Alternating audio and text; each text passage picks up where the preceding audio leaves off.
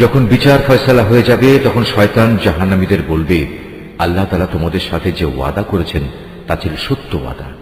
আমিও তোমাদের সাথে একটি ওয়াদা করেছিলাম, কিন্তু আমি তোমাদের সাথে ওয়াদার বরখেলাপ করেছি।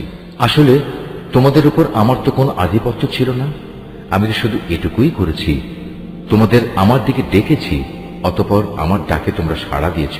তাই আজ আমার প্রতি তোমরা কোন রকম দোষারোপ করো না, বরং তোমরা তোমাদের নিজেদের উপরই দোষারোপ করো। আজ আমি যেমন তোমাদের উদ্ধারে কোন রকম সাহায্য করতে পারবো না, তেমনি তোমরাও আমার উদ্ধারে কোনো সাহায্য করতে পারবে না। তোমরা যে আগে আমাকে আল্লাহ শরীক বানিয়েছ, আমি তাও আজ অস্বীকার করছি। এমন সময় আল্লাহর ঘোষণা আসবে, অবশ্যই জালেমদের জন্য রয়েছে কঠিন আযাব। অপরদিকে যারা আল্লাহ তাআলার উপর ঈমান আনে এবং সে অনুযায়ী নেক কাজ করে, তাদের এমন এক জান্নাতে প্রবেশ করানো হবে যার পাদদেশে প্রবাহিত হবে রং বেরঙের ঝর্ণাধারা। সেখানে তারা তাদের মালিকের অনুমতিক্রমে অনন্তকাল অবস্থান করবে। সেখানে চারিদিক থেকে সালাম সালাম বলে তাদের অভিবাদন হবে।